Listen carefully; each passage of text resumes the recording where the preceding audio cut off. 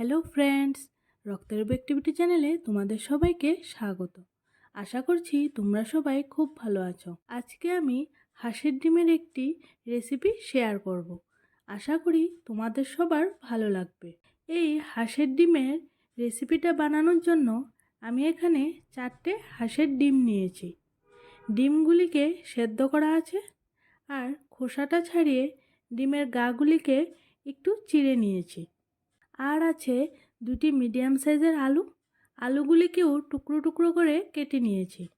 সাথে নিলাম একটি মিডিয়াম সাইজের টমেটো, 2টি মিডিয়াম সাইজের পেঁয়াজ আর কাঁচা লঙ্কা। এখন আমি গ্যাসটাকে অন করে নিয়ে কড়াইয়ের মধ্যে দিয়ে দিলাম 2 টিস্পুন সর্ষের তেল। এবারে ডিমগুলিকে ভেজে নেব। ডিমের মধ্যে দিয়ে দিলাম সামান্য লবণ আর হলুদ।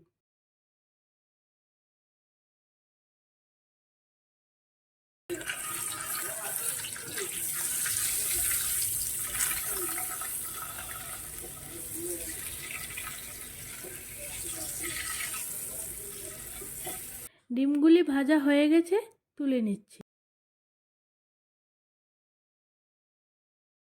এখন এই বাদবাকি তেলের মধ্যে আলুগুলিকেও ভেজে নেব। আলুগুলি দিয়ে এর মধ্যে দিয়ে দিলাম পরিমাণ মতো নুন আর হলুদ। নেড়েচেড়ে ঢাকা দিয়ে দিলাম যাতে করে আলুগুলি ভালো মতো সেদ্ধ হয়ে যাবে।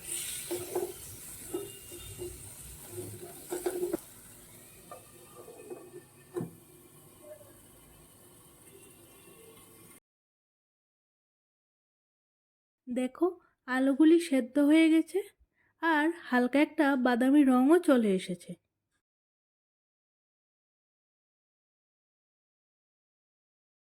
এবারে আলুগুলিকে তুলে নিচ্ছি।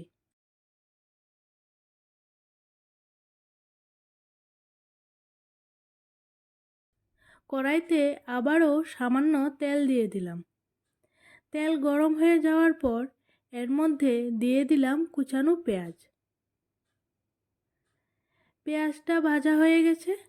এখন এর মধ্যে দিয়ে দিলাম টমেটো আর কাঁচা লঙ্কা বাটা।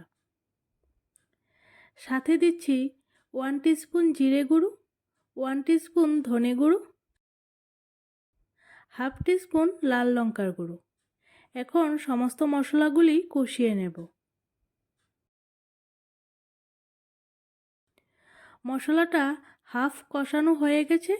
এ অবস্থায় দিয়ে দিলাম হলুদ আর নুন।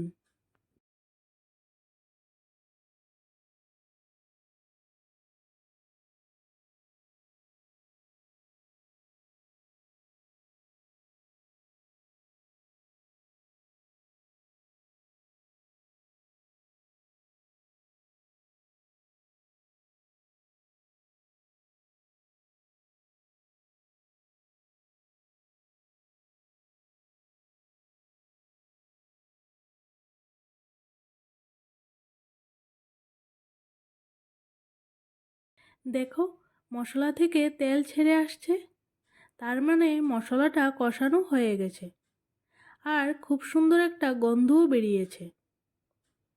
এবার এর মধ্যে দিয়ে দিচ্ছি পরিমাণ মতো জল। হালকা নেড়েচেড়ে নিয়ে ভেজে রাখা আলুগুলি দিয়ে ঢাকা দিয়ে দিলাম।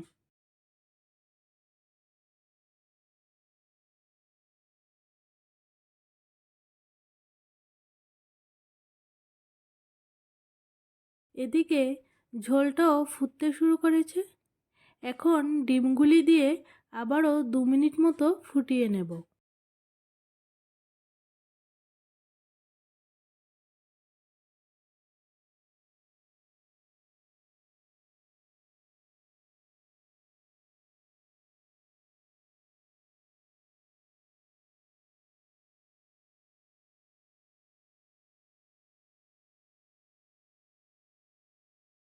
ঝোলটা কিন্তু বেশ ঘন হয়ে এসেছে। হাঁসের ডিম কিংবা মোরগের ডিম কোনোটাতেই কিন্তু খুব বেশি পাতলা ঝোল ভালো লাগে না। ঝোলটা একটু ঘনই ভালো লাগে। নামানোর আগে সামান্য পরিমাণে দিয়ে দিলাম গরম মশলা। এবার নেড়েচেড়ে নিয়ে গ্যাসটা বন্ধ করে দিচ্ছি। এটা সার্ভ করার জন্য একদমই রেডি। তৈরি হয়ে গেল দারুণ স্বাদের হাঁসের ডিমের এই রেসিপি। প্রতিদিনের মতো আজকের এই রেসিপিটাও যদি তোমাদের ভালো লেগে থাকে তাহলে একটি লাইক করে ফ্রেন্ডস এবং ফ্যামিলির সাথে শেয়ার করো। আর এরকম ইজি ইজি রেসিপির আপডেট পেতে আমার চ্যানেলটিকে সাবস্ক্রাইব করে রেখো। তবে বন্ধুরা, তোমাদের সাথে আবারও দেখা হচ্ছে নতুন একটি রেসিপির সাথে। ততক্ষণের জন্য তোমরা এই রেসিপিটাকে এনজয় করো। Good bye.